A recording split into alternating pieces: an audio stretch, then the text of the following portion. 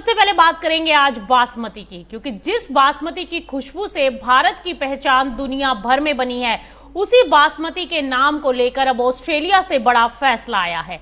Australia से बासमती को लेकर एक ऐसा फैसला आया जिसने भारत की जीआई और एक्सपोर्ट स्ट्रेटजी पर नई बहस छेड़ दी है।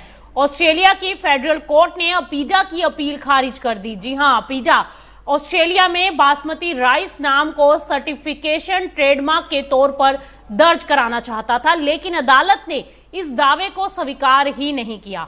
तो आखिर कोर्ट ने क्या आधार दिया? पाकिस्तान का दावा इस मामले में कितना अहम रहा और भारत के बासमती एक्सपोर्ट पर इसका क्या मतलब निकलता है? चलिए आपको बताते हैं पूरा मामला।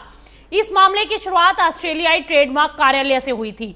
जनवरी 2023 में अपीडा के आवेदन को खारिज कर दिया गया था और इसके बाद अपीडा ने इस फैसले को ऑस्ट्रेलियाई फेडरल कोर्ट में चुनौती दे दी, लेकिन अदालत ने भी निचले स्तर के फैसले को बरकरार रखा।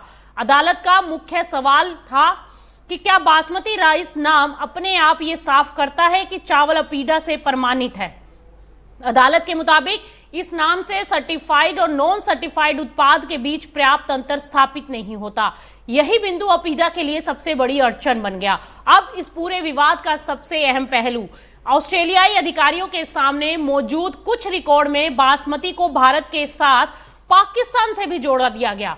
इससे अपीडा के लिए यह साबित करना बेहद मुश्किल हुआ कि बासमती राइस नाम केवल भारत या अपीडा से प्रमाणित उत्पादों की पहचान है, यानी ऑस्ट्रेलियाई बाजार में बासमती की पहचान को लेकर भारत और पाकिस्तान दोनों का संदर्भ सामने आया। यही वजह इस मामले को सिर्फ ट्रेडमार्क विवाद से आगे ले जाती है। अब बासमती भारत के सबसे महत्वपूर्ण कृषि निर्यात उत्पादों में से एक है और भारत में जीआई यानी जियोग्राफिकल इंडिकेशन किसी उत्पाद को उसके खास भौगोलिक क्षेत्र और उससे जुड़ी विशेषताओं के आधार पर पहचान देता है, लेकिन विदेशों में इस पहचान को सुरक्षित रखने के लिए संबंधित देश के ट्रेडमार्क और जीआई कानून भी उतने ही जरूरी होते हैं। यानी भारत में किसी उत्पाद की पहचान मजबूत होना पर्याप्त नहीं है, अंतर्राष्ट्रीय बाजार में उसी नाम की कानूनी सुरक्षा भी उतनी ही जरूरी है। अब अपीडा ने अदालत में बासमती की बिक्री से जुड़े आंकड़े भी पेश किए। उसकी दलील के मुताबिक 1988 से अगस्त 2018 के बीच ऑस्ट्रेलिया के रिटेल बाजार में भारतीय बासमती की बिक्री 3,06,000 टन से ज्यादा रही और इसकी अनुमानित कीमत करीब $380 मिलियन बताई गई। वहीं पाकिस्तान में बासमती की बिक्री करीब $44.12 मिलियन बताई गई। हालांकि अदालत ने इन आंकड़ों को सर्टिफिकेशन ट्रेडमार्क के लिए निर्णायक सबूत नहीं माना। अब सबसे बड़ी बात यह है कि बासमती की अंतर्राष्ट्रीय कानूनी पहचान को लेकर भारत को ऑस्ट्रेलिया के अलावा न्यूजीलैंड और केन्या जैसे देशों में भी चुनौतियों का आगे सामना करना पड़ा है। यूरोपीय संघ में भारत का संबंधित आवेदन भी जुलाई 2018 से लंबित बताया गया। इससे साफ होता है कि भारत के सामने चुनौती एक देश तक सीमित नहीं है।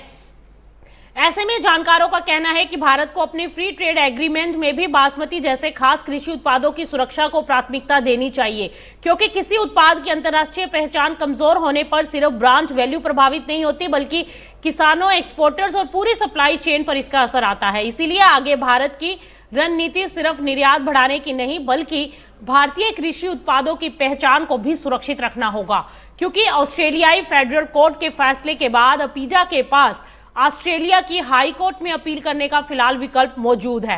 अब यह देखना होगा कि अपीडा आगे कानूनी रास्ता चुनता है या बासमती की पहचान सुरक्षित रखने के लिए कोई दूसरी रणनीति अपनाता है, क्योंकि बासमती के मामले में दांव सिर्फ एक ट्रेड का नहीं है, वहीं ये भारत के कृषि निर्यात, किसानों की आय और वैश्विक बाजार में भारतीय ब्रांड की पहचान से जुड़ा बड़ा मुद्दा बन चुका है।